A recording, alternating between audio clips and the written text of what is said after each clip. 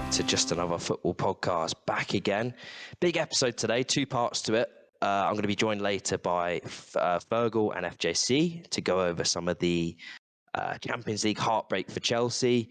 But first of all, I'm joined by Ali to talk about the dramatic Desmond between Manchester City and Liverpool at the Etihad. It leaves the title in the balance. Ali, how you doing, mate? Doing great. Ramadan started hungry, thirsty. But it is my favorite. It is my favorite month of the year.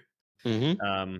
I obviously, if it hasn't registered yet, I'm a practicing Muslim, so Ramadan is very much happening right now. We're, I think, in day 8 or 9. Mac bang in the middle of it.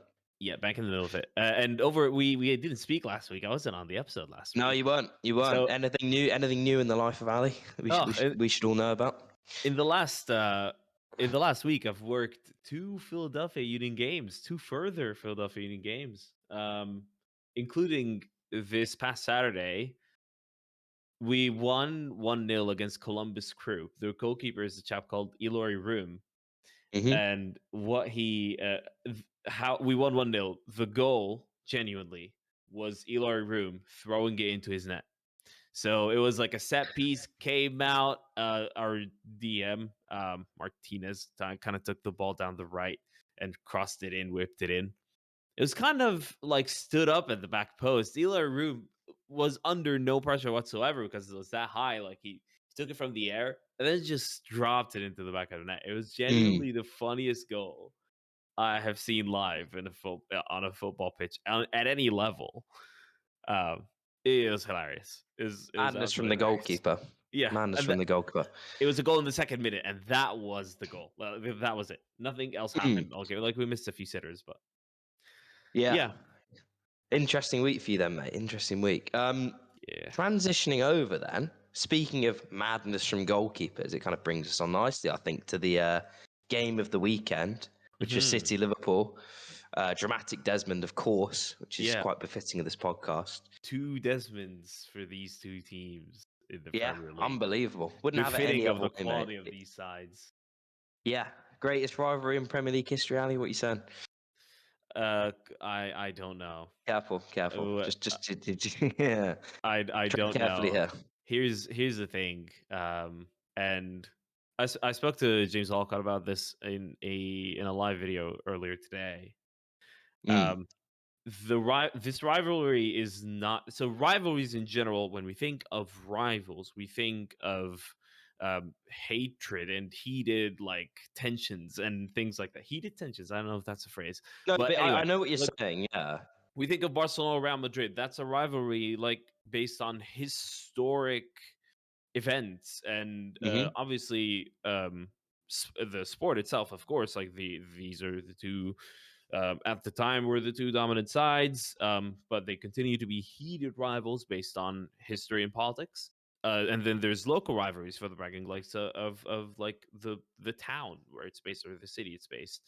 This rivalry is a bit different, where it's purely based, and we've had our moments with Man City. It's more based though on the quality and the absolute dominance of those 2 teams over the last several years. And the fact that we go into seasons, it's either Liverpool and Man City mostly that are going to compete, and they have the best 2 teams and things like that, best 2 managers. Like Nadal and Federer have great respect for each other, but they're like right at the very top and are therefore rivals, sporting rivals. That's the way I see the Liverpool Man City one. Quality wise, it might be. We haven't seen other teams get 90 plus points routinely. You know what I mean? I think the reason people, when they hear the word rivalry, the reason they go straight to hatred and bad blood is because that is what leads to the moments that people look back on in years to come. So, like for me, from an Arsenal fan perspective, right? You think of our rivalry with Manchester United, and for the best part of a decade, they'd finish first, we'd finish second. But what do people always go back to when they talk about that fixture? It's Roy Keane and Vieira. It's the fighting in the tunnel. It's the fighting after the final whistle, the Battle of Old Trafford. Content. Yeah, exactly. The Pizzagate, where there was pizza lobbed and it hit Alex Ferguson in the face. it's the moments, and it's the moments that are created by uh, the hatred and the dislike that the two sets of players have for each other. As you mentioned, like this one is different. They don't. There isn't necessarily that needle. Although, to be fair, in the game yesterday, there was a lot of fouls and there was a lot of moments where you could see how much kind of the game meant to the two sets of players. And I think you can see that in a sort of a different way to rivalries gone past. But as you've said, it's a rivalry because of the quality of the two teams. And I think you saw yesterday in that game of football just how far ahead of the rest of the teams in the league, and the league table will tell you that these two teams are. And it's funny, right? Like, you're a Liverpool fan. I don't think Liverpool were at their best yesterday. I really don't. I don't think they were at their best. I don't think they played anywhere near their full potential. And part of that was because I thought Man City were very good in the game. But yet still, they were able to get a draw. They still had their moments. They still scored two very good goals. And, it was a game where it was on a knife edge for a lot of it.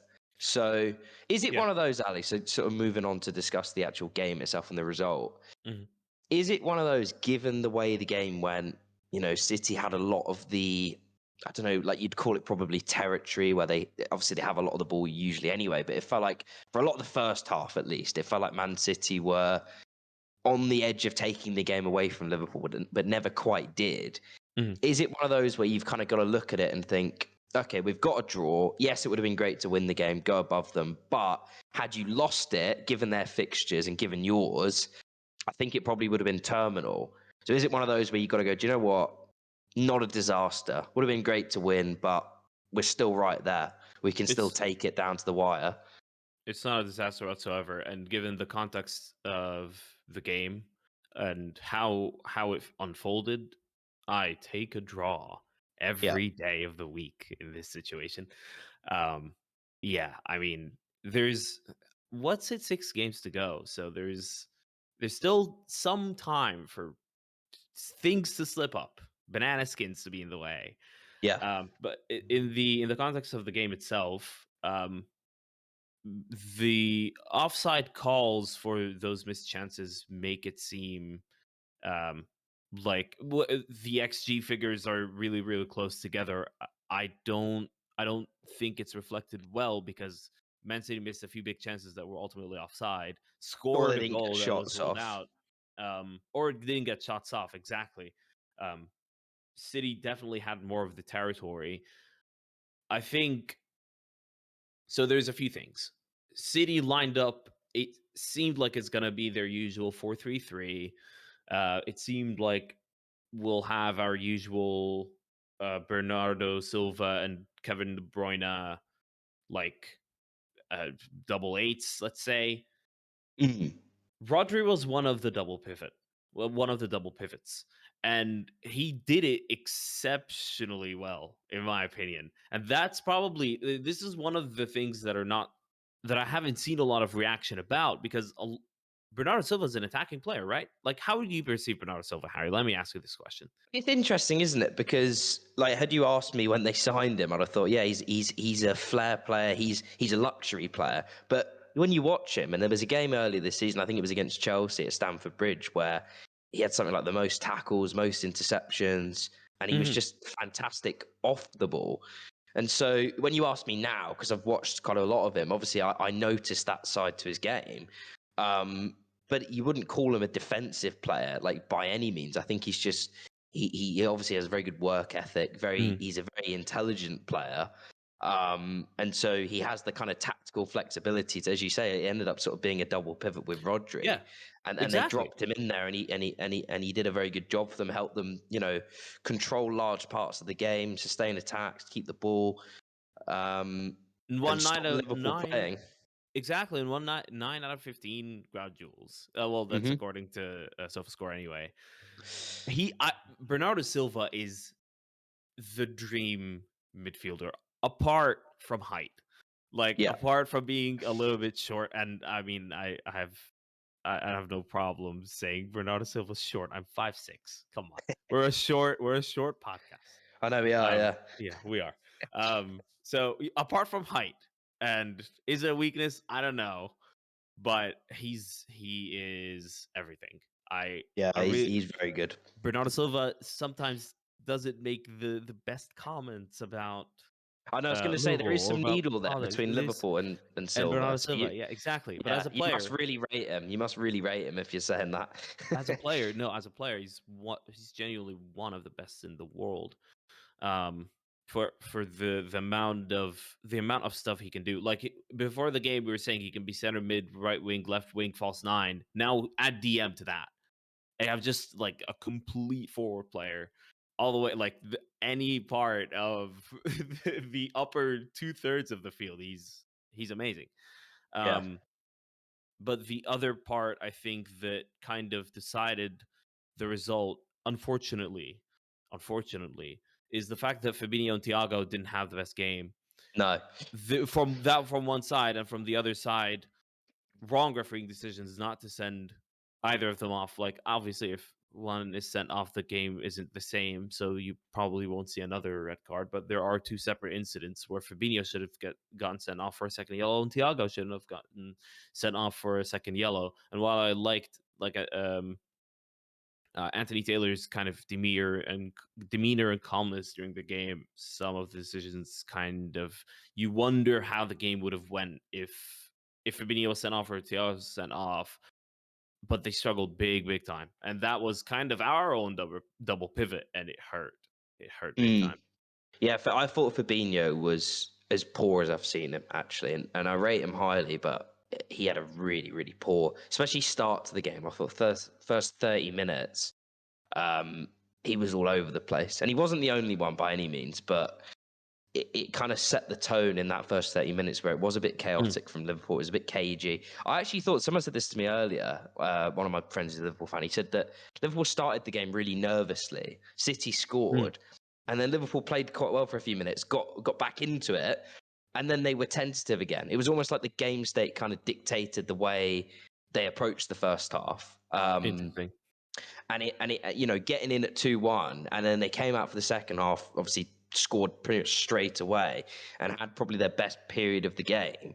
But it was kind of just interesting in the first half. Like you could probably tell that Liverpool knew how much was riding on this, especially from their perspective. As I said, I think a loss for Liverpool would have been more terminal than a loss for Man City, just because I think there's more games when I look at Liverpool's schedule where you look at it and go, they could slip up. Not saying they will, because they're a very good side and they're favourites for any game they go into, other than this one where it's hard to call. But I think had they lost and been 4 points behind, it's very difficult to look at Man City's fixtures and go that they'll even drop 4 points. And that's assuming Liverpool win every single game for the rest of the season. So Yeah.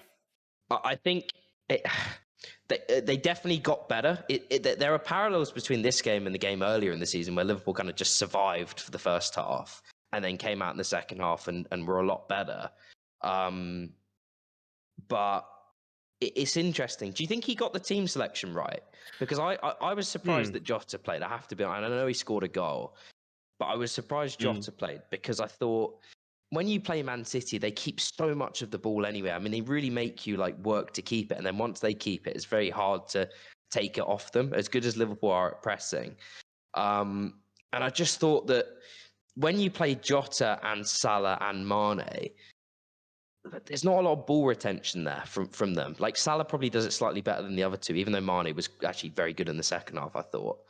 But He was. especially Jota. I mean, in the first half, at one point, there was something like he played 30 minutes, hadn't completed a pass, and had 6 touches. It was a weird old game from Jota. Every time he got the ball, he seemed to lose it, but then he scored a goal. Yeah. And it's I like mean, 53% pass understand you. accuracy, 25 touches, Mm.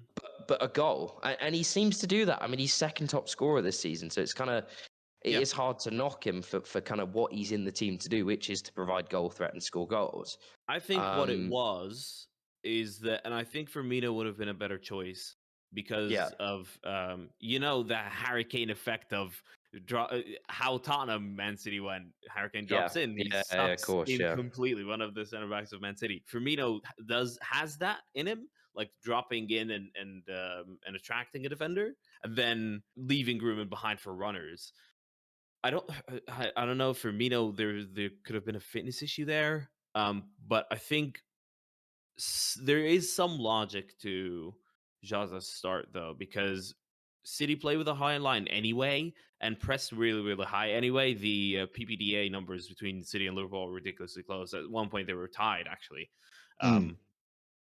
um, which is like remarkable because it's not like an actual number of passes. It's like it's a Yeah, ratio. So yeah, but they play a high line anyway. So, and Liverpool's ability to progress the ball forward fast means that you can utilize. Jota has a great ability of making those diagonal runs, losing markers.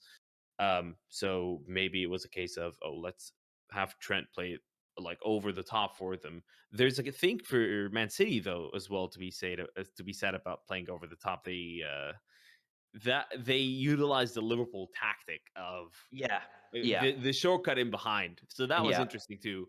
It was. Did he get it wrong? Wrong? I don't think it was a catastrophic selection or No, anything. no, no, Firmino no. would have Yeah. been more suitable though. He scored a goal. I mean, it's difficult to argue. If Exactly. he You know? if he dropped an absolute shocker and cost them a goal and missed a couple of massive chances, I mean, like Yeah. it'd be a different conversation. But he did score a goal. He did what he does basically. Um, Exactly. I've got to talk to you about the high line because this is something you've spoken about before. Mm, And look, don't get me wrong, right? Like we talk about it like it's a bad thing. Like Liverpool create tactical advantages by playing a high line, playing high up the pitch, winning the ball high. But in this one, it was interesting because it was sort of like they want to play their high line because that is their way of playing. But it was almost like they were a bit afraid to properly commit to it because when you look at Man City, yeah. Pep picked three runners, didn't he? He picked his three quickest attackers in Jesus, Sterling, and Foden. And as you said, That's a they very were good point. playing very, very direct. They were playing one ball in behind, like a lot. They scored a goal from doing it. Had Yep. another goal disallowed from doing it. He went for three runners. Out of everyone he Hmm. could pick, he picked the three that are going to run him behind the most. Hmm. He actually played Foden. If you look at the average positions, he played as a left winger, and it was Sterling through the middle at times, and De Bruyne sort of playing as a number 10, quite close to him. Hmm. Um, it was interesting though with Liverpool, as I say, because they didn't press as relentlessly and as high and as bravely as sometimes they usually do. It was a bit like it was a kind of a halfway house of pressing, but the high line was still there. And it kind of Hmm. led to at times not enough pressure on the ball. And then there was that pass, that direct ball in behind, which, as I said, they scored a goal, had another disallowed. What did you make of it? Because I'm not saying that Liverpool need to go there and play a low block counter attack because that just isn't their way of playing. But Yeah. it was just interesting that I think again they kind of knew what was going the other way and they weren't quite committed to their press, which isn't something you can always say about them. Hmm. I disagree in some parts with the fact that the press wasn't as committed. I think maybe Harry, that's a perception because of how quickly Man City can progress the ball, and I think based on the fact that Fabinho and Thiago had so many like rugged tackles, it should have been both of them sent off. I Mm. think the press was committed and slightly actually overcommitted at times. I think they did rely though on the offside trap at times, so the turnover would be coming from um the ability to hold the offside line rather than trying to win the ball back, because sometimes you need to calm that down. First of all, for energy levels, but second of all, because City can have so many. You said like Phil Foden was supposed to be a midfielder, then went to left wing. It was kind of a 4-2-1-3 situation. We thought it was going to be an actual just 4-3-3, but Yeah, because of how malleable the Man City players are and how technically aware and how quickly they can change things to specific situations. yeah, The danger with pressing anyone that has the ball for Man City, and having the usual frenetic Liverpool press, or at least the perceived frenetic Liverpool press, is the fact that you can leave gaps then, and you know, City will be able to pick up those holes. And so let's say Fabinho goes and presses De Bruyne. Now you have a space in behind that Bernardo Silva can occupy from his double pivot. Like he can push up because that's what he mainly is. Is he mainly that? I don't even know. That's how malleable Bernardo Silva is. You know what I mean? So different players can adapt to different situations and leave the position, go to another position that would be left by a Liverpool player because of the press. And it's a way that Liverpool concede goals is that like a lot of players go for the same thing and then you have spaces in behind as a result. That's like one of the ways Liverpool have conceded goals this season. Anyway, when you do it against Man City, that's a bit dangerous. So it's hard to defend against a team that scored 72 goals in the league in Man City. And it's hard to defend against a team that scored 79 goals in the league in Liverpool. Yeah. So both teams had to adapt in certain ways. Bernardo Silva with the double pivot in the double pivot for Man City, Liverpool with holding the offside trap, and it worked at times. Other times they weren't quite in the same, like on the same wavelength or whatever.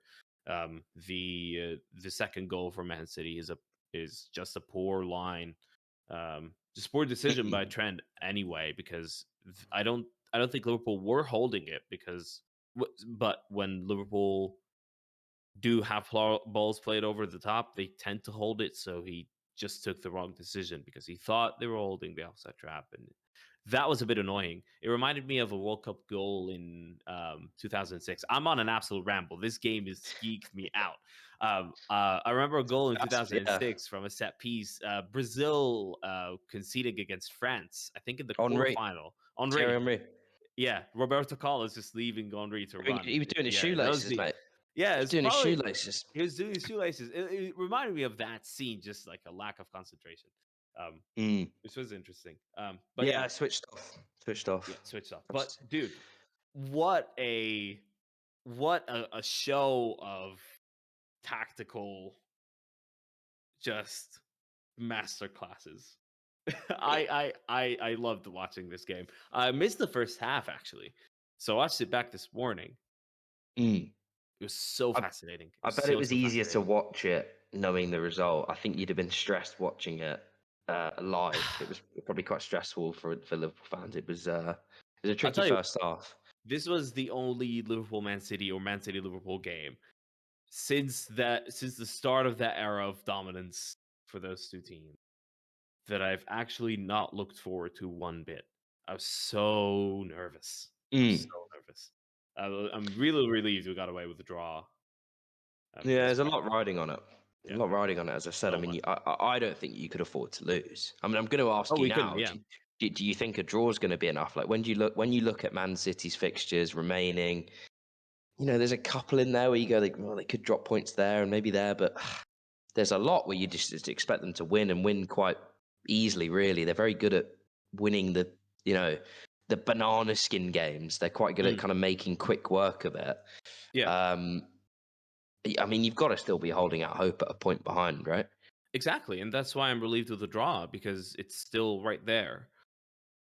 Mm. We have to win every single game though, and the problem is our immediate schedule is looking like Benfica in the Champions League on Wednesday. And you got them So again. on the day of the release of this episode, City Liverpool at the weekend again for the FA Cup semi-final. Liverpool Man United, Liverpool Everton. So despite the levels Man United and Everton are at, and I'm sure you'll They're discuss this with rivalries. No, they're rivalries they're though. They're right, like, exactly. So they're gonna be emotionally and physically fueled games, and then we go to Newcastle. So there's just the immediate schedule makes me uncomfortable. yeah, I'm still hopeful though. Like I know we can win every single game of those games. Um, Man City won't fancy, you know, playing against us as well. yeah. But then yeah, then their schedules are a bit easier. Brighton, Watford, Leeds. So Yeah, you'd expect them to I don't win know, most of man. those, wouldn't you? Mind you, Brighton are a tricky team, mate. Trust me. Oh yeah, Um, I know for a fact. they're a tricky side. And you drew to them as well, didn't you? I was looking at We Brighton did. earlier. We did. They It's talk so about Brighton, annoying. but they've had some good results this season. It's funny. They're Yeah. just inconsistent. They just if they can finish better, like they'll be Oh, they fine. did at the weekend, mate. Crikey.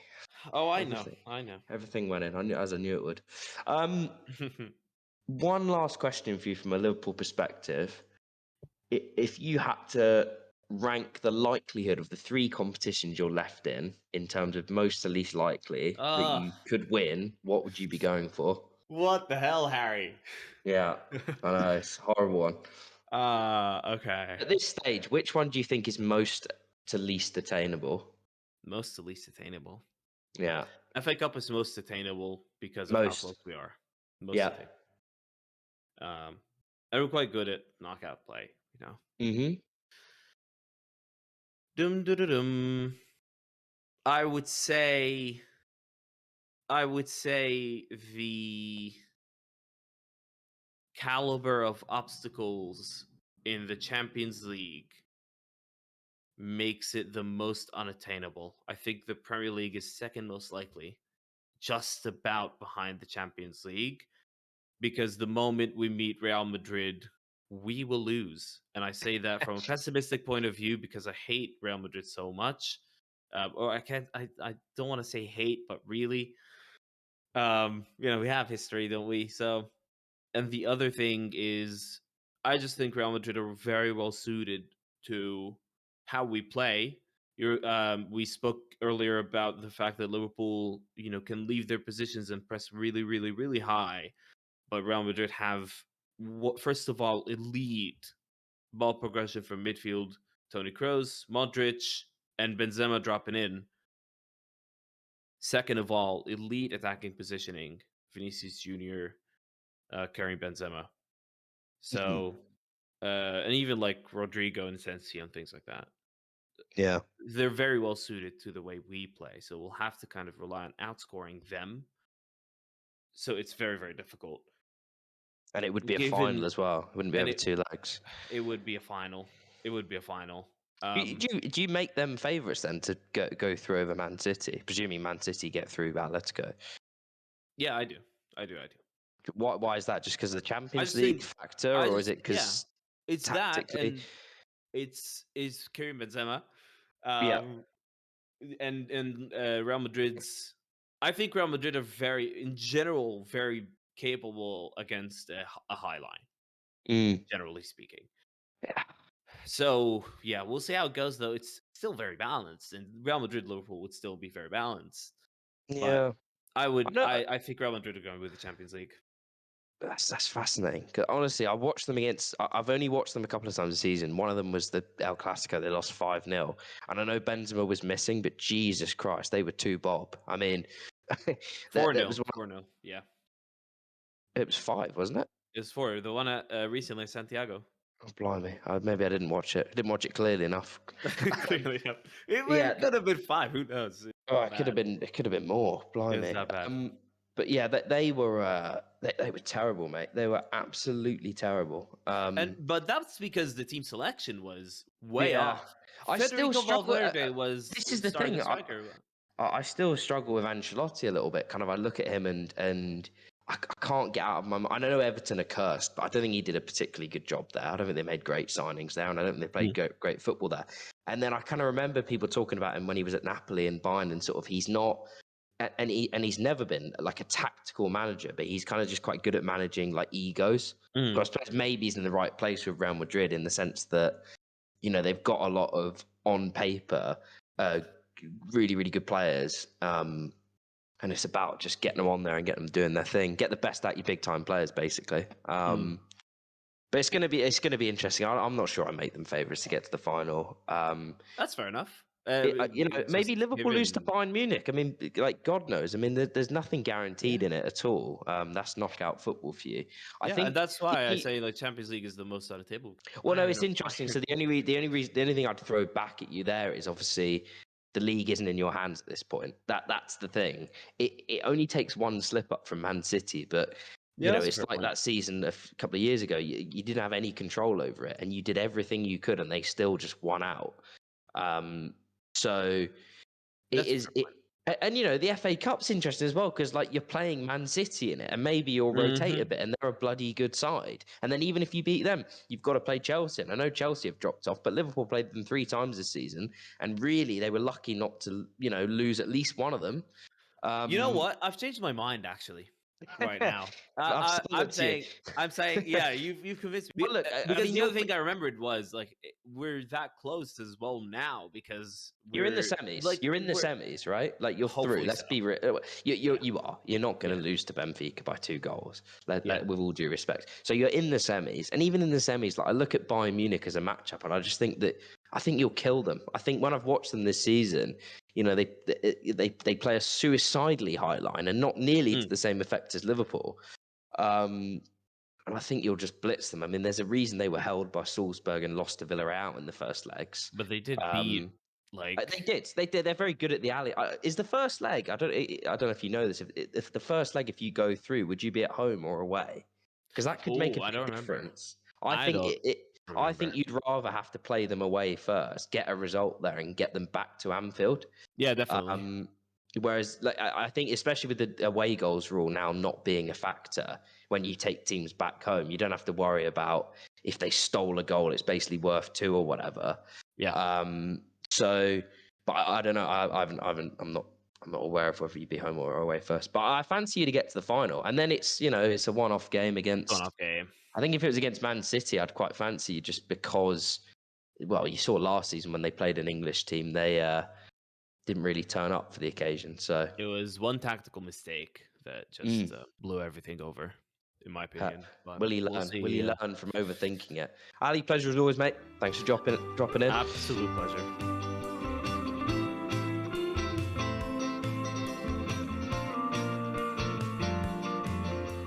Real Madrid 2, Chelsea 3. Wasn't enough on the night, Fergal. Heartbreak after extra time. Talk to me about it, buddy. It was an unbelievable performance, but yeah, it just wasn't enough. I mean, like I thought we were gonna do it because we had done it and we just then didn't hold on to it. And like of all people, Timo Werner, who's just been brilliant the last 2 games. He's a new man. He's picking up the ball, close control touch, which haven't really seen from him. Then he's dribbling in and around people. He's not just dribbling into space or running into space. He's like cutting across field. And I thought his goal was like it's like something that I haven't seen from him in maybe. I remember he scored a goal sort of similar to Southampton, and it was just like I thought it was really really composed. Maybe up until the shot, but to like dummy 2 defenders, and then he got a bit of luck with the shot, but he did get it in, and it's just not what we've seen from Werner before. And it like two games he's just been brilliant. So um I'm I like I was gutted that we end up losing it. Um and I think it goes back to I think all of this can go back to recruitment, or like maybe not recruitment so much, but choice of who we let go and on who we didn't. Um as the first leg was kind of like down to not having a good left back, or not playing a left back. Now Alonso done really well tonight, I thought, Yeah. but and maybe he should have started in the previous leg, but he hadn't been playing well, and like so you have that doubt There about was a him. reason he wasn't playing, Yeah, basically. and Yeah. like whenever Chilwell gets injured, we should have went and signed someone in January. Should have went and got Digne. Like so, just go and like, we could have went and signed someone like that, fill that gap, but we Yeah. shouldn't have let Emerson go out on loan. Or there's loads of options that Chelsea have, and then as a result, that has a massive knock-on effect. Now we have also been struggling for a right wing back for ages. Loftus-Cheek is filling in. He's done well. And then the midfield, Kante and Kovacic have both like been played and played and played. And Kante now is in bad form, and he had a part to play in both Real Madrid goals. A ball given away now it's dropped to Modric, who's in space, and it just puts in a whirly of a cross for Rodrigo. And then the second one was Kante just misjudges a pass to him and doesn't go to it, leaves it for Loftus-Cheek, and then they break down the left, and Reece James is out of position, and then the one time he can't cover Vinicius Junior, and it goes in. Again, it's not Kante's fault. Kante does all he can. And he's just in bad form because the man's absolutely shattered. We've seen this before. Every time Kante goes into a bit of bad form, people start questioning, is this him done? He just needs a rest. He needs a rest, and he'll be back to his very best. Like whenever Lampard got sacked, he was in bad form then. I think he got run ragged by De Bruyne in a Man City game. I think it was at Stamford Bridge. And people were questioning, is this the end? Tuchel comes in. I think he manages to get a rest at some point, and then he put in a man of the match performance in the semi-final against Real Madrid in both games, wasn't it? And the final as well. So like, it's not having the cover, and like it is a bit of hindsight. Like, should we have let Gallagher go? Could Gallagher have done a Kante role for us? Now it's definitely more beneficial that Gallagher does go out on loan, and he's brilliant because of that. But we bring in then people like Saul, and he's not up to it. He was terrible. I thought when he came. I think the way that Gallagher hit the ground running as well shows that he was probably ready to get a run out at some point in this season with Chelsea. Yeah, because it's not like he's started at Palace and not quite got to grips with it. He's gone straight in, hit the ground running.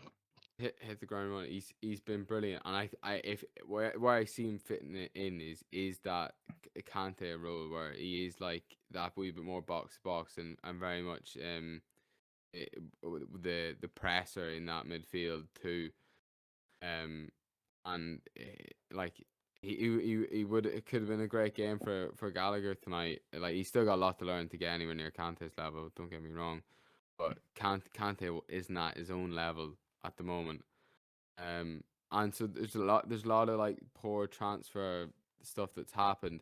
How me and you were talking about it the other day, and I managed to sort of cobble together a bit of an 11 of players that we could have kind of kept. Now I'm struggling for a keeper, so I'm going to sneakily put in Courtois and Nets into this team. Even though that, more than likely we couldn't have kept them, and we had to move them on. So I get that, but who do we had? We had a back two of Tomori and Gerhi. Emerson left back, because we probably shouldn't have let him leave on loan. Livramento right back. Well, you could even do Livramento left back and Lamptey right back as well. And Nathaniel Chalobah midfield. And then I think I had Tammy, Salah, and Thorgan Hazard up front. I think I'm missing one player. You need a 10. I need a 10. But, as Fergal said, it's a pretty good 10 players I've named. As FJC said, Hazard in 10 and then put Lamptey in the win. Yeah, put Lamptey in. Yeah. So it is interesting with Chelsea, because it's difficult to argue they've not been successful in the sense that you've sold really well. You've received money for quite a lot of these players, and someone like Gueye, for example. But we only received $5 million for Livramento. What's he worth? Yeah, not in every case. Not in every case. Like, don't get me wrong. But you got $40 million for Abraham. I thought that was a great deal in the summer, considering you barely played him last year. Like, he's worth $40 million now, though. No, of course. But at the time, was he worth 40? Like, he wasn't worth $40 million to Chelsea, was he? Let's be honest. He wasn't getting a game for you. So he's proved to be worth much more than that to Roma. But when you sold him, I thought that's a lot of money. We know that. It was to you, yeah, that's true. Gueye hadn't played for you, and you got 20 million for him, and he looks a really good player. So obviously, like it's my issue is that we have to bring in someone like Magnan Sarr when it could have been. Yeah, he just shouldn't be. It just shouldn't be. No, I get that. And as far as I know, the only reason Gerhi, you're telling me Gerhi isn't happy to be a squad player and get a game time for Chelsea. I think he would have taken that, and I'm pretty sure there's talk that's come out recently. The only reason he didn't want to stay on was that he was told he was going to have to go out on loan again. Yeah. So if you swap him and Magnan Sarr about, that would be huge. But I do get it that all this was like we had to make money to then sign Lukaku, which I'm not going to say that we shouldn't have signed him, because I was saying it was going to be a great move, but like I think the bigger issue with centre backs is that you haven't tied down Christensen or Rudiger. Yeah, and then you've Rudiger, let I some of think these we other still guys might go. have a chance of signing. I think he probably would have signed if it wasn't for the sanctions and everything that happened there. I think he would have signed, and but I don't think the offers he's gotten are better than staying at Chelsea. So I think we might be able to keep a hold of him. Our only saving grace is that we've got Livy Colwell coming through, and he's looking brilliant. But at the same time, there's rumors about him being sold on this summer, which I don't know what we'll do if we did sell him on, because we actually do need him for at least a squad player. Yeah, I want to ask you, Fergal, just sort of before we finish. If you're assessing Chelsea's season now that you're out the Champions League, you obviously haven't competed for the title. You can only really win one trophy now, which is the FA Cup. I know you won the Super Cup and the Club World Cup, but how are you assessing it? Because I think part of it, like, you've obviously had some injuries, and you're trying to keep up with two juggernauts at the top of the league, so it's not easy. But is there that sort of tad of disappointment when you assess it all as a whole? Definitely. I think, like, pre-season predictions, we expected to be challenging. I predicted us to come second. Going out in the way we did in the Champions League is disappointing. Okay. Yeah, sorry, Phil, we'll carry on. We should have won the Carabao Cup. That was a chance missed again. So the season is such fine margins with like, Chilwell and Reece James, like, they were both part of that 4-0 win over Juventus, I'm pretty sure. And that's when we really looked special, and they had such an important role in they were cutting inside and coming into midfield, and it looked like it was going to be really difficult for teams to stop. So pre-season, it's definitely disappointing. In hindsight, with in like 2020 hindsight, with the view on the transfers and how Lukaku's gone, it's understandable where we are. Like, I don't think like no heads need to roll as a result of this season, but apart from Abramovich's maybe, but but I it is disappointing. Like, like Lukaku's probably the most disappointing aspect of it all, to be honest. Everything else is understandable or just really unlucky with big injuries on Chilwell and Reece James taking a big chunk. Although at the same time, better recruitment could have prevented that from having such a big impact. But yeah, Lukaku, he just has never got going. Yeah, I think Chelsea should just try signing £5 million strikers, because every big signing they make there seems to go wrong. Yeah, they need to go cheap with a striker. Get someone on the free. You know what I'm interested Andy to see, though? Yeah, I'm interested to see how much how long does Werner's good form keep up? Is this a turn? hopefully long enough for you to keep him, to be honest. What's that? I said hopefully long enough for you to give him a run next season. Yeah, I mean, I'm interested to see it, because, like, these past two games, I think he loves playing Southampton because they play like a Bundesliga team. Yeah, and that suited him. I think that's given him a big confidence boost that game, and then he's taken it into this game, and I thought he was brilliant tonight. And he took his goal well, in my opinion. Yeah, it was a good goal. It was a good goal. So it is a foil if to we can carry that Havertz, on, but maybe like we lose the Lukaku, but we finally gain the Werner we wanted. Yeah. But that's a big if. lose Lukaku, but make it up in the aggregate with Havertz and Werner. Yeah. Good Yeah. Moneyball ref. No, exactly. Before we finish, lads, I think we need to give some flowers to Don Unai Emery. I mean, what a man. But yeah, Yeah, I mean, it's funny. You were like in the bit about Arsenal. You were saying just like how bad of a run you were on. Mm, But then yeah. you Oh, put mate, him in honestly, Spain and he's let me say, right? Let me say, because there's been kind of a lot of chat on this on Twitter tonight, obviously, and I think also when they went through against Juventus. We gave Emery too much time, if anything. It definitely wasn't that we didn't give him long enough. And I'm not saying it was all his fault, but it's just mad how you put him in an environment in which he's comfortable, which is obviously a Spanish team, so he's comfortable with the language. And I think he prefers to work with worse players. I genuinely think that, like lower. yeah, he needs players that have humility to just do their jobs and listen to Yeah, what he's saying. smaller egos, and then he can build a pragmatic team. I mean, you saw it across two legs. They're not going to, fly out at Bayern Munich. They let them have the ball, but they just controlled them. They barely had any chances across Yeah. two legs against them.